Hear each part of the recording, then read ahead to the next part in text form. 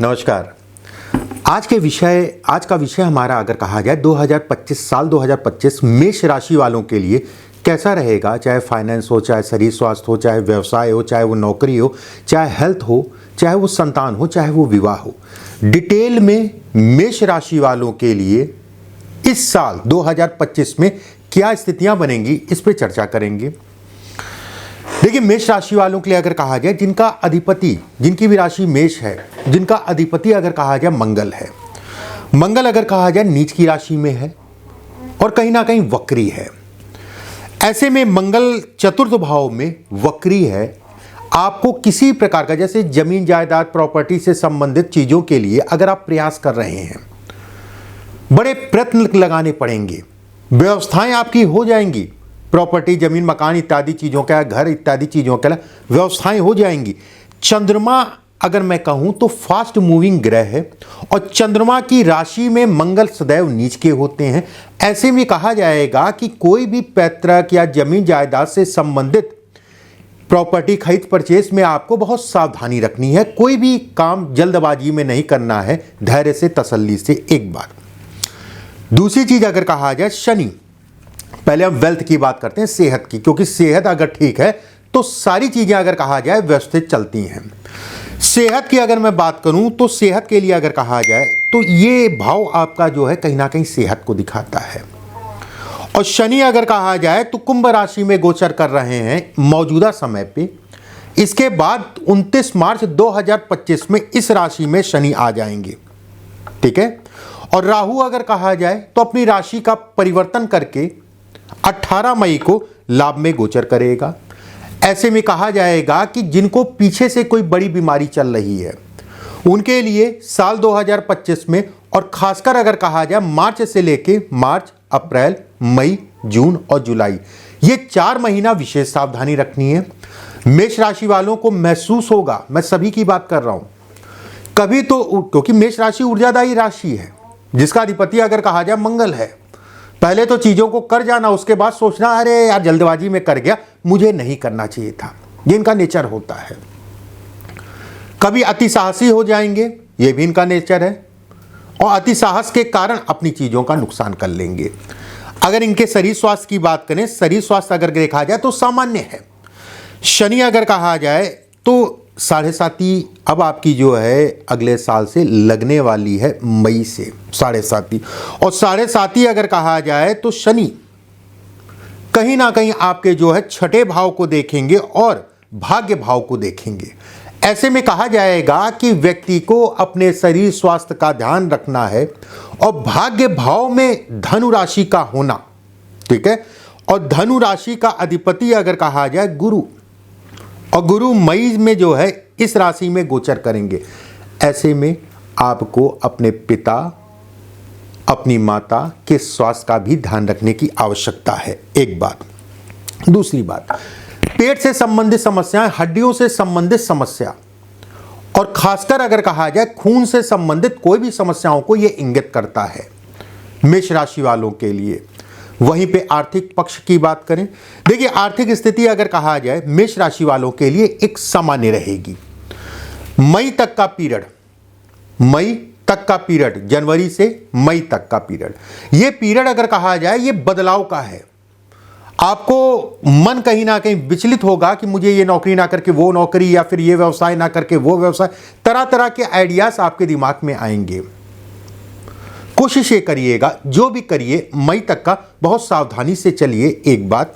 वहीं पे राहु जब मीन राशि में गोचर करेगा, और शनि अगर कहा जाए तो आपके द्वितीय भाव में। ऐसे में कहा जाएगा अप्रैल से लेके अक्टूबर तक का पीरियड अगर कहा जाए फाइनेंशियली आपके लिए बेहद अच्छा है, धन की आवक के लिए। वहीं पे शनि के कारण आपका व्यय भी बहुत होगा, खर्चे भी बहुत ज्यादा होंगे, धन फंसने के भी योग बनाएगा। शनि धन फंसने के भी योग बनाएगा। ऐसे में कोई भी निर्णय लीजिए, किसी प्रकार का निर्णयों में जल्दबाजी मत रखिए, देख दाख के आगे बढ़िए। नौकरी से संबंधित विकल्प आपको मिलेंगे, लेकिन जो लोग, और खासकर मैं कहूंगा गवर्नमेंट जॉब में है, गवर्नमेंट जॉब का मतलब हो गया कन्या राशि, और कन्या राशि अगर कहा जाए, द्वितीय राशि अगर कहें तो तृतीय भाव में किसी भी प्रकार के वाद विवाद, कोर्ट कचहरी या असामाजिक कार्य, जिसे आप टेबल के नीचे का पैसा भी कह सकते हैं, इन कार्यों से अपने आप को बचा के चलें या बहुत सतर्क होकर चलें। मैं बिल्कुल ही कहूँगा गवर्नमेंट जॉब में जो लोग हैं उनके लिए विशेष सावधानी रखने की आवश्यकता है। और ख़ासकर अगर कहा जाए ये टाइम फ्रेम जो मैं बता रहा हूँ, फरवरी मार्च, इसके बाद अगर कहें अगस्त सितंबर अक्टूबर, ये 5 महीने का पीरियड विशेष सावधानी। प्राइवेट नौकरी वालों के लिए अगर कहा जाए ये साल बेहतर है, अच्छा है, विकल्प आपको मिलेंगे, लेकिन लोगों का साथ सहयोग नहीं मिलेगा। प्राइवेट नौकरी का मालिक अगर कहा जाए तो तुला राशि, और तुला राशि अगर कहा जाए जिसका अधिपति अगर कहें तो शुक्र है, राशि का परिवर्तन करता रहेगा। चंद्रमा से अगर मैं कहूं इसकी दूरी, या ऐसे समझ लीजिए कि प्राइवेट नौकरी वालों के लिए अभी आपको, अगर आपके पास नौकरी नहीं है, नौकरी में बदलाव करना चाह रहे हैं, फरवरी मार्च अप्रैल, ये 2 महीने का पीरियड बहुत अच्छा है। इसके बाद अगर कहा जाए तो सितंबर अक्टूबर नवंबर, ये महीने इस साल के आपके नौकरी से संबंधित चीज़ों के लिए बेहद अच्छे कहलाएंगे। वहीं व्यवसाय, देखिए व्यवसाय का मालिक शनि है, और शनि, आप जैसा मैंने बताया कि ये इस जगह पे गोचर करने वाला है, ठीक है, 29 मार्च को। एक बात, वहीं पे राहु गोचर करेगा मई में लाभ भाव में। ऐसे में ये कहा जाएगा कि व्यक्ति के व्यवसाय से संबंधित चीज़ों में पीछे से जो काम चल रहे हैं वो सामान्यतः आपके जो है चलते रहेंगे। बस एक चीज़ का ध्यान रखिएगा, फरवरी से लेके मई के बीच में अपने किसी भी प्रकार के कमर्शियल, या फिर कोई दुकान है, कोई आपका शोरूम है या कोई ऑफिस है, उसको चेंज करना चाह रहे हैं फरवरी से मई के बीच में, तो बहुत सावधानी रखिएगा। ये टाइम फ्रेम चेंजेस के लिए, और खासकर अगर कहा जाए व्यवसाय कार्य क्षेत्र में या कमर्शियल से संबंधित चीज़ों के लिए चेंजेस करने के लिए अच्छा नहीं कहलाएगा। कर्ज की स्थितियां अगर मैं बात करूं, देखिए कर्ज लेना चाह रहे हैं तो कर्ज में दिक्कतें, जो आपको रुकावटें आ रही हैं, वो सामान्यतः रुकावटें अगर कहें तो फरवरी मार्च के बाद आपकी कम हो जाएंगी, मतलब कर्ज में आपको आसानी हो जाएगी, एक बात। लेकिन यहाँ पर यह भी कहा जाएगा आपको शनि के कारण, और शनि अगर कहा जाए बुध की राशि को देखना, आपको कोई भी कर्ज जल्दबाजी में नहीं लेना है, और जिस दिशा के लिए आप कर्ज ले रहे हैं उस दिशा में आपको लगाना है, एक बात। दूसरी चीज, इस चीज का भी ध्यान रखना है कि कर्ज कोई जल्दबाजी मत करिए, सारी स्थितियां देख लिए, मार्केट की स्थितियां देख लीजिए, उसके बाद आगे बढ़िए। वहीं देवगुरु बृहस्पति अगर मैं कहूं तो 15 मई को अपनी राशि का परिवर्तन करके इस राशि में गोचर करेंगे। ऐसे में नई शुरुआत, नए व्यवसाय से संबंधित चीज़ों की शुरुआत अप्रैल, मई, जून, जुलाई, अगस्त, हालांकि शुरुआत के लिए ये महीने बेहद अच्छे हैं।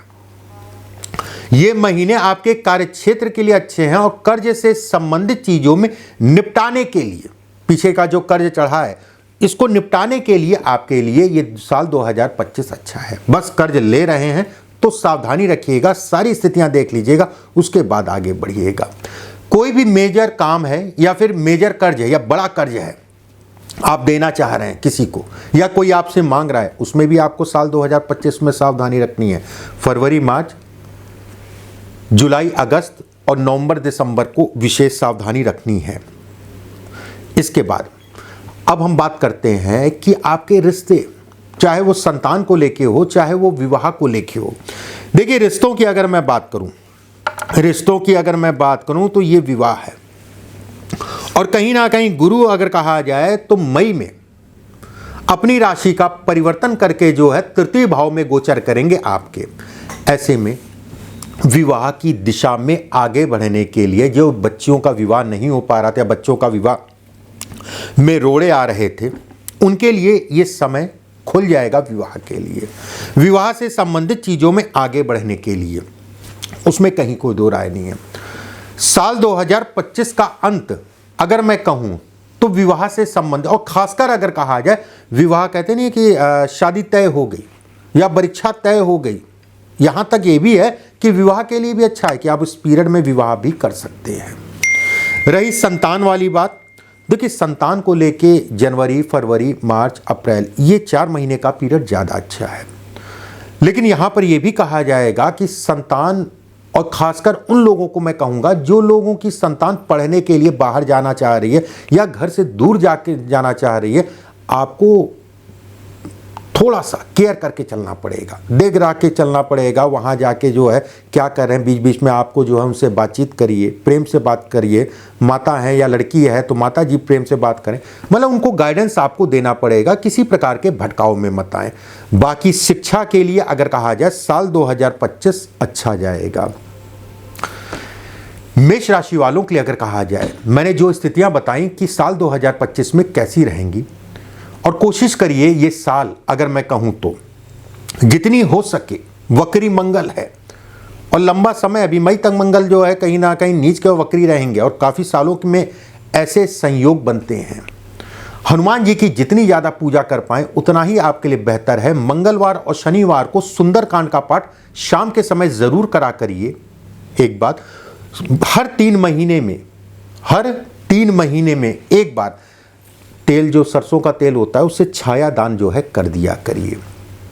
अगली राशि अगले वीडियो में वृषभ राशि के वालों के लिए बात करेंगे। नमस्कार।